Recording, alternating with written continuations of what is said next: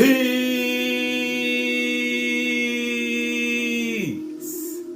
peace, peace. Shalom, shalom, shalom. Assalamu alaikum.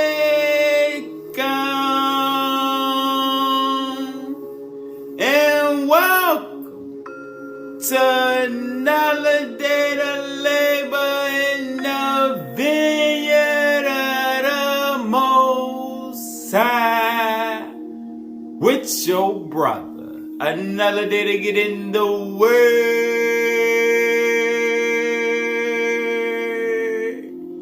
to see what the Most High got to serve. And what we eating on today is transvirulence, the process of getting beamed up like Elijah in Yahshua. Alright, let's see. We're going to start in the keys. The keys, the book of knowledge. And we're going to continue from the last lesson and get a little more understanding on these ships. Legion ship, a large vehicle which is used to transport entire planetary populations. They are generally artificial planetary stars and are not able to move too close to planets. Therefore, they contain smaller vehicles for shuttle transportation to and from star systems. Next, mothership. Any category of vehicle transportation which can support a host of smaller space vehicles and also has the ability to land and operate on planetary surfaces as a city. In the local universe, the mothership is used to transport a host of spectrum vehicles through the different light thresholds within the mega orders of creation. Alright, let's read up about some of these ships. Let's go back to the Oahspe. I'm going to start on the book of Santhantes, chapter 7, verse 1. As mortals sail corporal ships across the corporal ocean, so sails the ship of God in the atmospherian ocean. Now think about that. As above, so below. The same way the sky look the same color as the ocean, might be something to that right there. Let's go to chapter 19, verse 22. Down to the corporal world I descend, and carry hence the loved, for they are mine. I will make all people look up to my kingdoms. Down to the lower heaven I come in ships of light, curtained about with Ethereal mantles, and gather in my harvest of new births to higher worlds more radiant. My hosts below shall look up and glorify my everlasting splendors. Alright, the book of Ap, son of Jehovah, chapter 3, verse 4. When his voice called the legions in high heaven from every side, and below and above the earth, there moved myriads of shapely stars, which were ships of fire, coursing the firmament, whereon rode the gods and goddesses called by Jehovah to the labor of earth and Haddah, which is the lower heavens. Closing in on every side they came, and nearer and more compact and brighter, with sparkling pillars of fire, and down swaying curtains of light to all the space around about the earth, which hedged in with this army of Jehovah's Ethereal ships of fire. Pause. Let's get a precept. Let's go to the Bible. It's 16:11 to hit the Apocrypha and go to the book of Ecclesiasticus or Sirach. And we're going to see how in the Bible they knew about it, but this shows you further that certain stuff was left out of the Bible. All right? We're going to go to Sirach or Ecclesiasticus chapter 43, starting at verse 8. The month is called after her name, speaking on the moon, like you see in verse 6 and 7. The month is called after her name, increasingly wonderful in her changing, being an instrument of the armies above, just like we just read in the Oahspe. So the moon is an instrument of the armies above, shining in the firmament of heaven, the beauty of heaven, the glory of the stars, an ornament giving light in the highest places of the Lord. At the commandment of the Holy One, they will stand in their order and never faint in their watches. Alright, let's go back to the Oahspe, the book of Apocrypha. Chapter 16, verse 1. Nearer and nearer came the visiting stars, the Ethereal ships from thousands of worlds, with countless millions of emancipated souls, dwellers in the nirvana regions of Jehovah. And when they reached the boundaries of the earth vortex, they halted a while to form in rank, all right, that their glory might add to one another. Now think about the Transformers and all them shows where we see them vehicles aligning together to form a bigger fleet vehicle. Same thing we read. And when they reached the boundaries of the earth's vortex, they halted a while to form in rank, that their glory might add to one another. All right. Let's go back to the keys. Back to the keys. Page 220, verse 38. In the lower planetary dimensions, where physical manifestation for the initiate is the only reality linked with other intelligence, the matter energy beings within these vehicles create the function of transvirulence. Pause. Let's get the definition of transvirulence. Immediate teleportation of subject material to and from the high frequency vehicles of the brotherhood. Alright, so again, in the lower planetary dimensions, where a physical manifestation for the initiate is the only reality linked with other intelligence, the matter energy beings within these vehicles create the function of transvirulence to energize the body of the initiate and biolocate his body into the vehicle's environment through the energy portals, where the subject is provided with knowledge to serve his reality link. Page 347, verse 56. The vehicles of Merkabah are capable of taking the human evolution into blue-white star fields of population 2 life systems. But before man can enter the Merkabah vehicles and be taken to other star dimensions, he must be sufficiently prepared for the great energies which emanate from the Merkabah vehicles.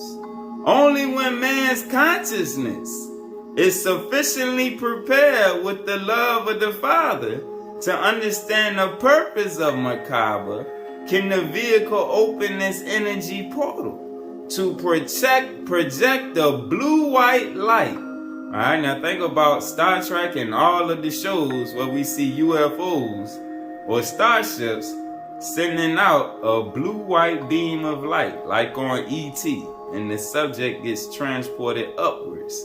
So clearly, they were telling the truth, and they got this from somewhere. Only when man's consciousness is sufficiently prepared with the love of the Father to understand the purpose of Merkabah, can the vehicle open its energy portal to project the blue-white light, which creates an energy field around the body to protect it against changes as the body is taken into the vehicle. 59. In circumstances where a physical body is taken into a physical vehicle, the vehicle intelligence places this light energy field around you, and you are immediately projected inside the vehicle through the system they call transvirulence. The vehicle is able to take intelligence from all geophysical conditions and bring them into a central module. They have the ability to actually materialize their consciousness thought forms into any given level of technology they desire. They have the facility to take you in through this energy called transvirulence, which is a float vacuum, which allows your body to be floated aboard the vehicle. Through transvirulence, you are biochemically respatialized to live on their wavelength.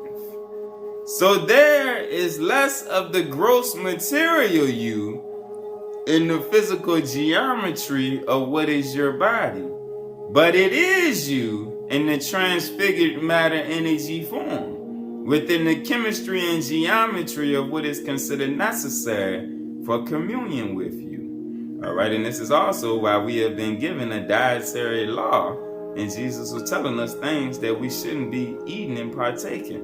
All right, to keep your density levels low so that you can grow in your light nature. These are the dimensions of the true Israel of light, those who are capable of working with the luminaries, they who are transformed to work with Merkabah, which moves through fields of color flux as a light pyramid of energy conversion, synchronized with whatever light frequency channel calls for assistance. Page 427, verse 23.